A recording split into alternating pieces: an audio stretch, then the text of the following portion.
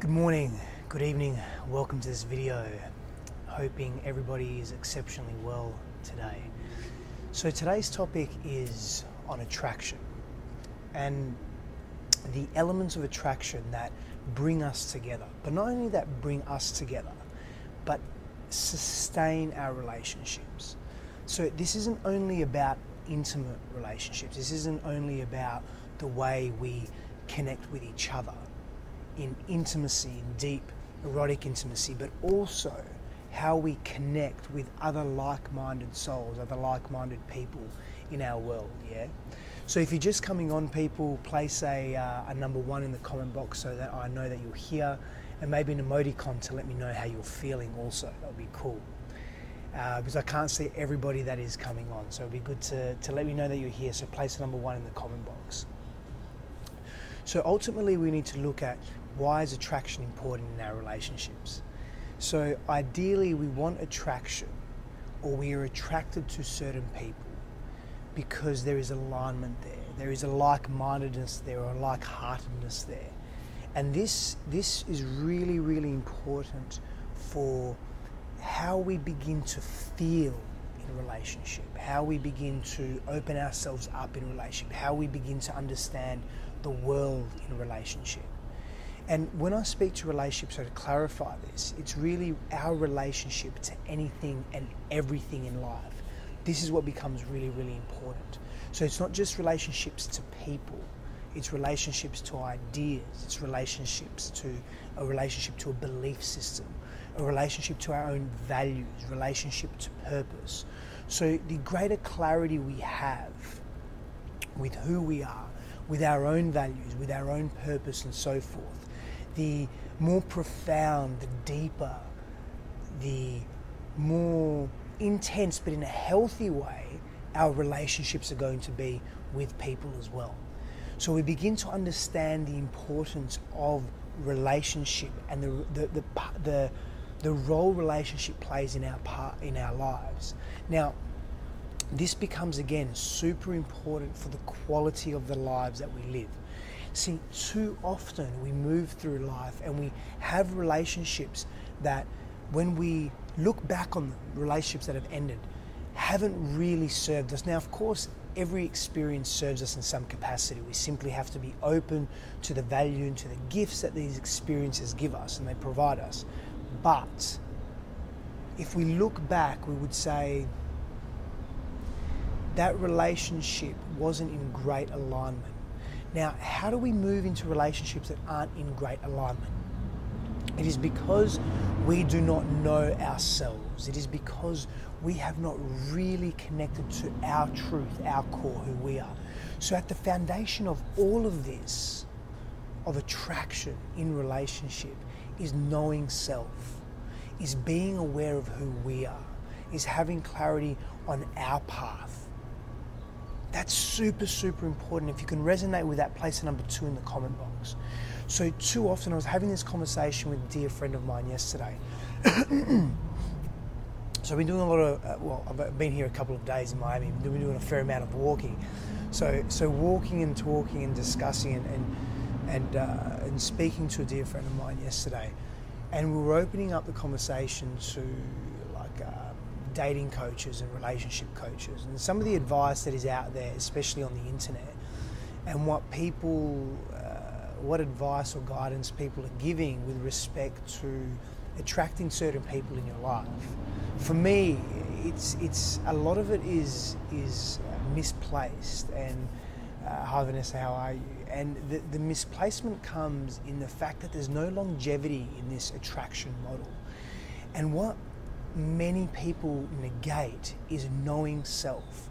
You see, when you know self, when you have clarity on who you are as a person and what your values are, what is most important to you in life, what your purpose is, how you wish to move through life, when you have clarity on these elements of being, the people, the experiences, the circumstances that you draw into your life are in greater alignment with your ethos, are in greater alignment with what is deeply resonant with you. Now that becomes powerful for the experience, the type of experiences and the quality and the depth of experiences that you have. So attraction, first and foremost, is a game of longevity. It's an expression of longevity. Now, it can only be an expression of longevity, when you know yourself, when you are in a constant evolution of connecting to your power, to your authenticity. That is what is going to define quality of attraction. So let's look at some of the reasons why we may be attracted to people. Because and this is really important, so when we know why we are attracted to people, when we know why we are attracted to certain relationships or why we are attracted to certain circumstances, what generally happens when we have awareness of this, when we have a connection to this, we can be more discerning, we can be more diligent in choosing carefully the types of experiences we bring into our lives. It's like a quality control mechanism, yeah? It's a conscious, open quality control mechanism that takes place in our lives. And we can be really intelligent. And when I say intelligent, I'm not just speaking about cognitive intelligence. I'm speaking about heart intelligence, possessing and holding a heart intelligence around the people that we bring into our lives and the circumstances, the situations, the behaviors. Because when we're in a particular environment, the environment will influence the way we behave as well.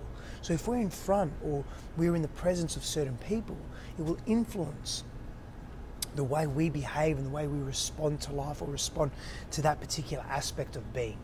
So it's important to really be diligent and careful and mindful around who we bring into our lives. Yeah, so important. So there are a number of reasons why we attract. So one of them is called the halo effect. Now the halo effect is quite interesting. So if we see something that we're attracted to in someone else, and it could be a physical attraction, something that, and let's simplify it to keep it easy to start with, because when we speak to physical attraction, the role physical attraction plays as well in physical attraction, the role physical attraction plays in the people that we gravitate towards, that we magnetize towards, and how we move through life. But the halo effect is interesting because it states to us unconsciously that if someone is good looking, they are more, or if someone is attractive, not only physically but also in other areas, but mainly physically. So it begins, the halo effect, or the domino effect in this case, begins with a physical attraction, that they are assumed to be kinder, they assume to be a nicer person, they assume to be more trustworthy, they assume to be more honest, they assume to have these qualities that we value. So these qualities that we value in ourselves, we project upon them because they are attractive, they are physically attractive. Now this isn't always the case, of course, definitely not always the case. So we need to be really diligent in discerning here and not allowing cultural constructs and cultural influences to come into our own minds and disrupt what is actually occurring. So how do we do that? Again, this whole live video is going to come back to bring it back to self. Being self-aware, being self-realized as much as possible, as often as possible, as deep as possible. It's a journey. It's a story that unfolds with time. But we have to practice, we have to expose ourselves, we have to be mindful of who we are. Emma, how are you? So if you can resonate with that halo effect, or maybe you've seen that in other people, or maybe you've experienced that yourself, and perhaps the experiences that you have been positive, they haven't been negative necessarily, but in more cases, they are negative experiences because we are blinded by a particular attribute, and we assume that that attribute carries over into every other area of life or every other expression. That doesn't work like that. So we have to be mindful of this. So give me number 3 in the comment box if you can resonate with that, or if you've seen that before as well. Maybe you experienced that, or you've seen that in other people as well, yeah? Hi Vanessa, hi Rachel. So cultural influences definitely impact and influence the way we relate to other people and if we are attracted to them. In other words, this is really interesting. So your culture what you were exposed to growing up, how you move through life. So culture, I put culture and values together. So your familial values, your societal values, all of this influences the way you are attracted to certain people or certain things or certain experiences. Your culture, our culture will dictate to us, or at least heavily influence, the experiences we draw in and bring into our lives. And this becomes really important for, again, the quality of the experiences and the types of experiences that we have in life. So culture and values, especially media, for example, familial values, our education system, so who we are dominantly exposed to. So in other words, our primary caregivers, our extended family, our teachers, I'll even say governmental social policies as well. They influence the way we move through life and what we find attractive. You know, what we are told is right or wrong, we find attractive in other people, but we need to be discerning and determine, is this right or wrong for me? Does this suit me? Does this suit the path that I wish to tread? You know, so fear plays a huge role. Fear and courage play a huge role in determining the path that we take. Fear and courage play a huge role. So our ability to be vulnerable in the face of fear and vulnerability eliciting courage really determines the way in which then we deal with a specific situation or draw in very specific experiences in our lives. So if we can be vulnerable to our fears, if we can be vulnerable and open to indifference, if we can be vulnerable and open and then elicit courage attached to that vulnerability to step through our fears, to experience something that is in alignment with who we truly are, then we become empowered, and then we grow, then we transform, and then we bring beautiful experiences into our lives. If you can resonate with that, place number 4 in the comment box, and that is really powerful for determining the types of experiences that we have.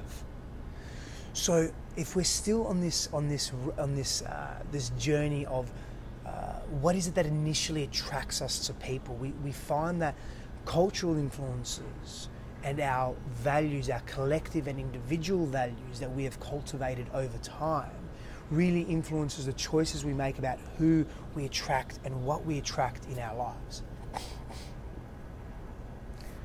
Physical attractiveness, again, influenced by our values, by our cultural norms, by societal standards, by what we are told is right or wrong, what we are told is accepted in society, in life, in what is good for us, will again determine the attractiveness that we bring into our lives. This is super important, again, for understanding the way that we move through life and the experiences that we cultivate and bring into our lives. It's really important that we understand this. So I'm going to keep coming back to this today.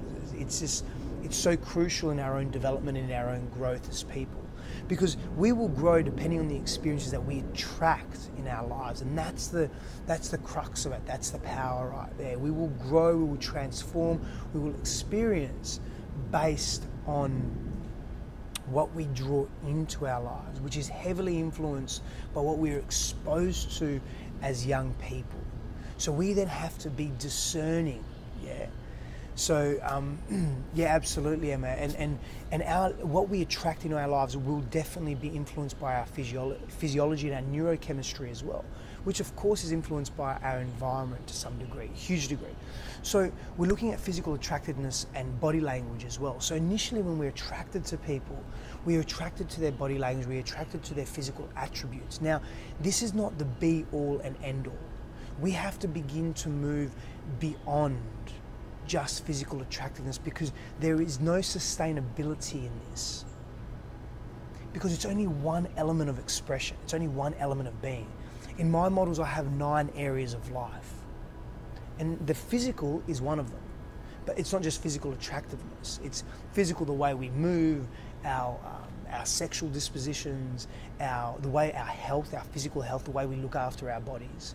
So the body, the human body, is just one element of so many in life. But because we are material beings, because we are so physical and tangible in our world, and because we live in a world that is dominated by hard science, so to speak, dominated by materialism, dominated by the material sciences, we tend to be focused more on the physical. Now, this is just a general, not rule, but a general nuance. But we have to begin to see beyond that. Emma's asking, is that mainly from a male's perspective? What is mainly from a male's perspective? Emma, can you clarify that? And I'll respond to that, no problem. So we begin to move beyond these. So so for example, if you're in a public setting or a social setting, this is really interesting. If you're in a social setting, depending on how intuitive you are, depending on how in touch you are with yourself, your core values, your heart, your alignment of self, what you will notice first is the physical aspect of someone, because that is what you're seeing. Our dominant physical sense organ is our eyes. So we will notice people physically. Now, I'm not just speaking to their level of good lookingness or attractiveness, but I'm also speaking to the way they move, their body language and so forth, and how you become attracted to that. Now, so biologically, what is happening unconsciously when we're meeting people, our unconscious selves is assessing them for suitability in procreating. And this is an unconscious event, or a series of events that is taking place both for women and for men in our brains when we are meeting people, when we're engaging with people. That's always occurring. And these are evolutionary processes that are taking place. But as consciously evolved beings that we are, we have a capacity. It's not about overriding that needs to be there, and that's okay that it's there, but it's also seeing beyond that. And this is what this video is really about. It's about understanding the multifaceted nature of who we are, and learning to prioritize what is important in accordance with what is important to us. So what is important in another person and set of circumstances, with respect and in alignment with what is important to us. So Emma says, okay, maybe I'm different. Yes, I can appreciate if someone is attractive. However, I'm attracted to the essence of them, their energy, their personality. That's what shines for me. And we're going to move into that. We're going to speak to behavioral attractiveness. We're going to speak to emotional attractiveness in a moment, Emma. But absolutely. But for many of us, the initial port of call, if you like, is that physical. And that's only one component. So I'm here to tell you that it's only one component of the entire scope of what we are attracted to and how we attract as well. So how do we attract people in our lives? And this is a really curious question as well. So I'd love to ask you, how do you, if you were to be really honest with yourself, how do you attract people or circumstances in your life? Firstly, do you know yourself deep enough to know what type of people you wish to bring into your life? What type of energy, what type of interaction, quality of communication that you choose to bring into life? Have you got awareness around that? Have you got familiarity around that? Number one. Number two, how do you then attract people in your life? How do you attract a certain group of people, a certain type of people? Do you use your physicality? Do you use your emotionality? Do you use your mind? Do you use your belief systems? Do you make it clear who you are and what you value in life and everything that is important to you? Think about that, because sometimes our bodies and our being subtly brings in and draws in circumstances unconsciously, unbeknown to us, because we don't have that mastery over self. We don't have that deep connection to self. So our bodies and minds just do what they do without our mastery, without our control per se. So begin to understand the value of having greater mastery over your faculties, to know what you can draw into your life. That's super important. So also we look at next behavioral attractiveness, and the importance of behavioral attractiveness as well. So we're talking about the way we touch, our levels of sensitivity, our belief systems, our warmth, our fun, our playfulness, our abilities, our vitalities. Are we balanced? Our expressions, the way we have fun. So I've mentioned some values there. Of course, there are many values or behavioral values that we would be attracted to. So if you value fun as one of your highest values, or experiences that you wish to engage, you have clarity that you wish to engage in experiences that have fun, then you will be attracted to other people that share that with you. And that's why, so we come back to, that's why it's so important to know your own values, to know who you are, to know what you want, to know what you desire, to know what is most important to you, and how you wish to move through the world. Whoa, water's gone off. I hope you can still hear me. In fact, I'd like some interaction right now. You can still hear me well. Just as a waterfall going on at the moment in the background. So let me know if you can still hear me. Otherwise, I'll move location. So behavioral attractiveness is so important, and in fact becomes yeah, it sounds a little bit like that. No, it's a waterfall. It's a waterfall going into the pool. But as long as you can still hear me, I'll put the volume up a bit. Oh, the volume's up high. So let me know if you still have clarity in that. Okay, good, awesome, thank you. So yes, behavioural attractiveness. So I'm distracted by the waterfall. So identify what is really important to you. Identify in your life the values that you hold dear to you, and then you'll draw that in, or you'll value that in other people. Now, likeness, this is really important, yeah? Likeness equates to similarity. Similarity equates to familiarity. Familiarity equates to comfort. Comfort equates to safety. So when we notice a likeness in other people, we become familiar with that, what we are likened to. We become familiar with what we are experiencing in the other person. That can lead to safety, so we feel safe, so then we are drawn, magnetized to the other person, or to the other people, or to those set of circumstances. Now here is where it gets really interesting. Likeness isn't always safe. What's that? So I missed what Vanessa said earlier. Let me have a look. Oh yeah. Yeah, that's right. No, I've been to the toilet this morning. I'll be alright for a couple of hours. So likeness doesn't always indicate to us that we are going to be safe in a set of circumstances or in a particular relational dynamic. But it can aid as a starting point. It can aid as an opportunity for us to get to know someone. We need to be discerning. We need to ask the right questions in attractiveness. And again, having this conversation with a beautiful friend of mine last night, is we were talking about the important questions that we don't ask ourselves and that we don't ask others. Yeah, the depth of question, the depth of clarity that we do not ask other people, and we don't then get to know the fullness of who they are because of what we are not asking, what we are not querying, where we are not present. That becomes a problem for then the longevity and attractiveness and how we choose to move through the world.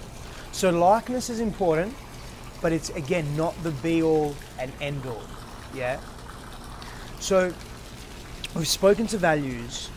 Now in intimate relationship in particular, we need to speak to our love styles. We need to speak to our love and erotic languages. We need to know our communication styles.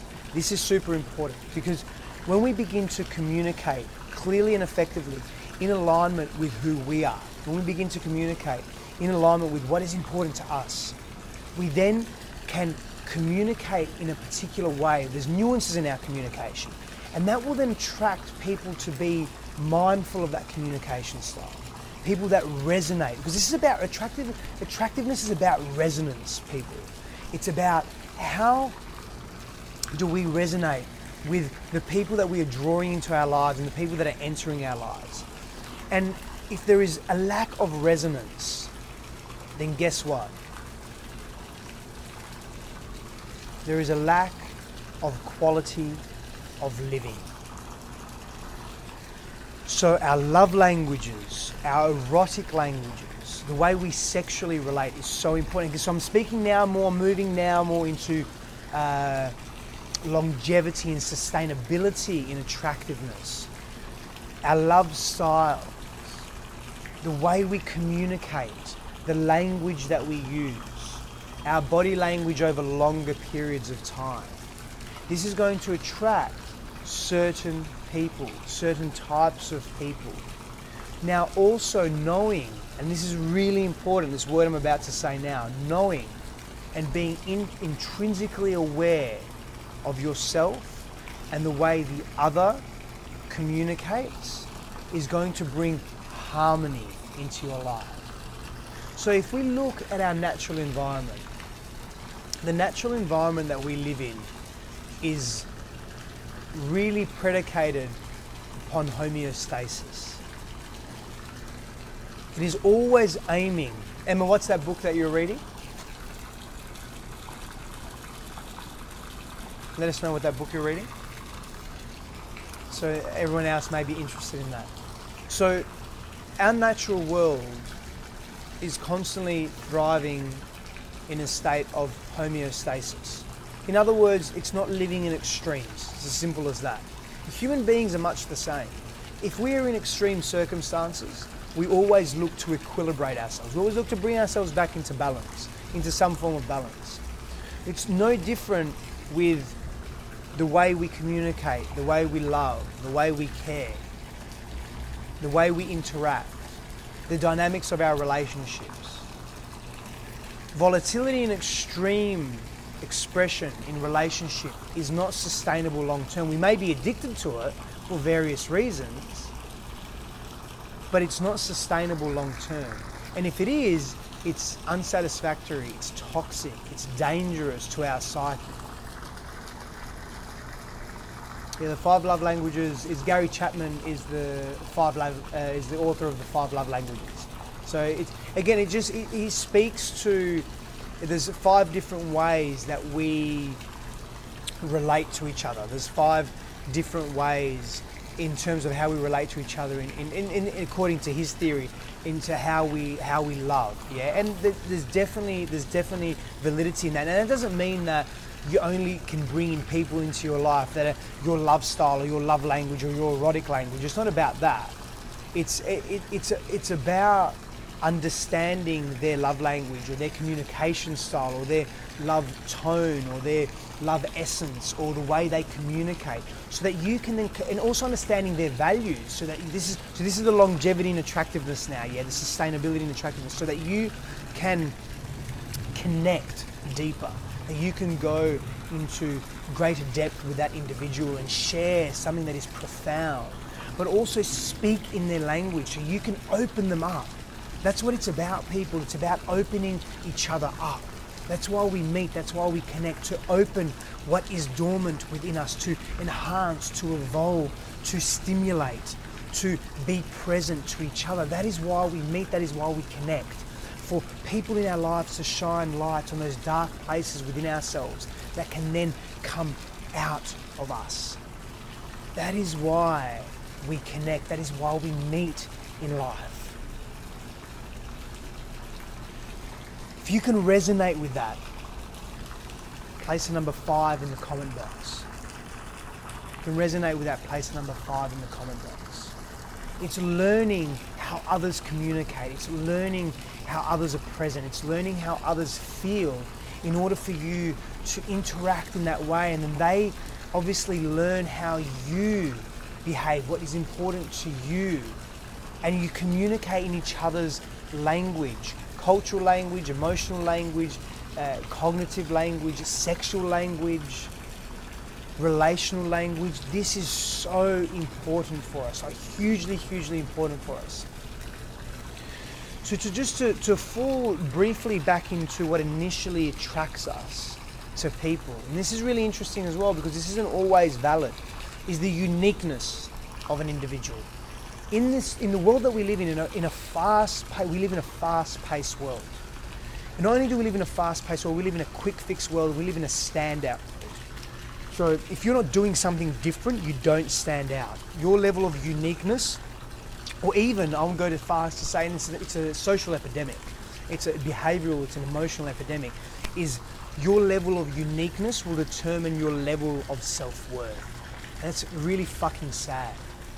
So what we're initially looking for as a product of our environment, as pressures coming from our culture impeded upon us, placed upon us, is we're looking for how unique are people. You know, whether it be the way you shape your beard, the way you cut your hair, the makeup that you have, the way you think, the way you feel, the clothes that you wear. So there's this level of uniqueness that takes place. Now, uniqueness is important to some degree because it differentiates us. And in that differentiation, we can assess, unconsciously and consciously, whether there's alignment and harmony and resonance in moving into a relationship. And that's right, Vanessa. That was the next word that was about to come out of my mouth in the next 10 words, was superficial. Our level of uniqueness in our society, in our Western construct, it's too superficial. The emphasis is too much on superficiality. So we're looking for this uniqueness, and if you're not unique, if you're not different, then you're not of value or worth. Now, this may not be consciously occurring in our minds, but it's definitely unconsciously occurring. And it's evident in the way we interact and behave with each other, through social means, but also through physical means as well. So we need to begin to really transmute and transform that if we expect to, or if we wish to have longevity and sustainability in relating, in conscious relating, in our relationships. Uniqueness, the new benchmark for uniqueness, needn't be something that's superficial. It really needs to be value alignment. It really needs to be about harmony. So when Vanessa says needing to strike a balance, it's about creating harmony in the way we relate. That's going to transform the types and the quality of relationships that we bring into our lives. Now, if we move next on to sustainability and longevity in relationship, we're talking to time being a huge factor. Time and the exposure effect. So effectively, we're looking at alignment over time. So alignment over time can make a person more appealing, but be really mindful here that alignment over time, so exposure, the exposure effect, being exposed to someone over time, really what it does is it enhances the dominant emotion that someone feels for you. So the exposure effect enhances the dominant emotion that someone feels for you. So if you go back to initially understanding self and understanding what is most important to you, what you value the most, what you feel is important to bring into your life, the types of experiences, the people, the circumstances, etc., the values that you wish to bring into your life as well, to either reinforce yours or perhaps even transmute yours into values that are more aligned with your authentic self. We have to be mindful of the types of people that we bring into our lives. Let's go back to that uniqueness for a moment as well before I continue with this exposure effect in time. Is we are all individual, we are all unique, yeah? We all have that great power within us. This isn't an issue. There's nothing wrong with being unique. It's that we focus too much on this difference, on this uniqueness, and we don't focus on the sameness that we possess as human beings. And when we don't do that, what happens is we begin to disconnect more and more. So focusing on the sameness of who we are, focusing on the likeness, focusing on the value that we bring as sentient beings, it draws us together, it bonds us, it allows us to be intimate with each other as well. So keep that in mind when attracting certain experiences or people or value sets into your life as well. So back to the exposure effect. The exposure effect enhances the dominant emotion someone feels for us. So again, it's about being discerning with respect to what experiences are we bringing into our lives, what types of people are we bringing into our lives. Know yourself to know others, to know the relationship. That is so powerful. Know yourself to know others, to know the relationship. Number 6 in the comment box if you can resonate with that. Because the more you can engage in that way of thinking and feeling and being, the more you're going to really bring in quality into your life. Like supreme quality into your life and alignment and harmony again. So if you can be exposed to someone for 50 years, we'll call it 50 years, okay? 50 years is a long time, relatively speaking, to the way we live as humans, the length of time that we live. But if that relationship is toxic, you're attracted to the toxic nature of that relationship. You become habitual in that because you're familiar with it. Familiarity equates to comfort, comfort equates to safety. But does that not mean the relationship is fruitful for you just because you're exposed to it over periods of time?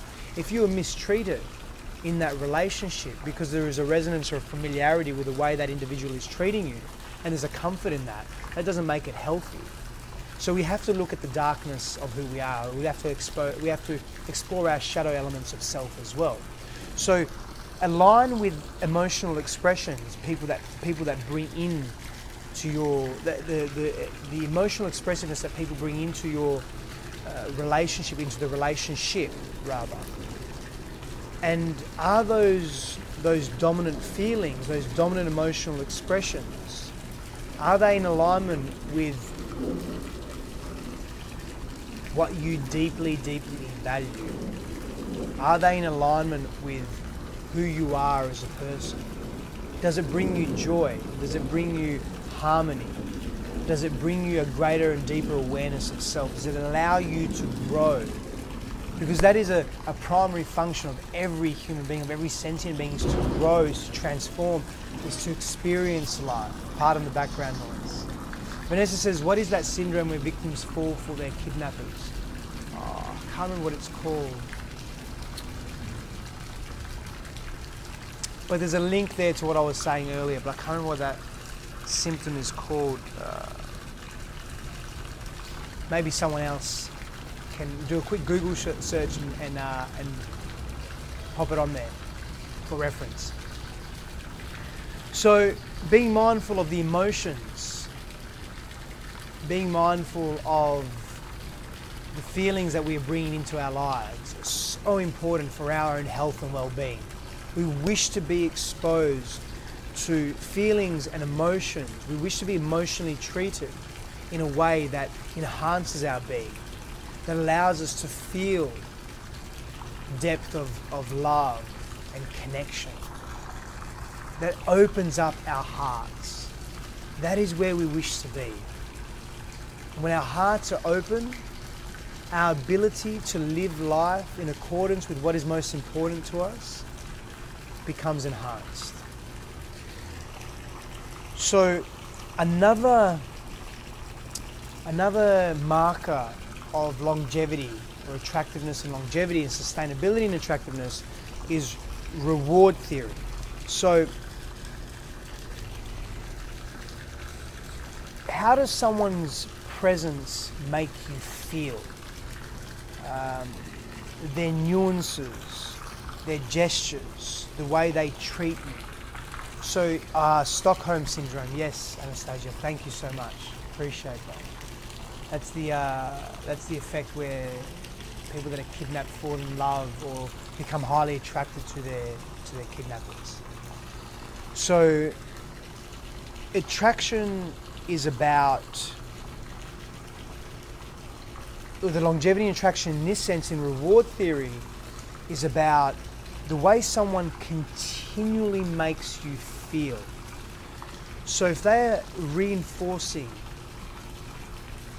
certain aspects of self in you that make you feel more connected, more open, you feel good, you feel healthy, you feel calm, you feel at peace. So you feel experiences or states that are valued, that are open states of being.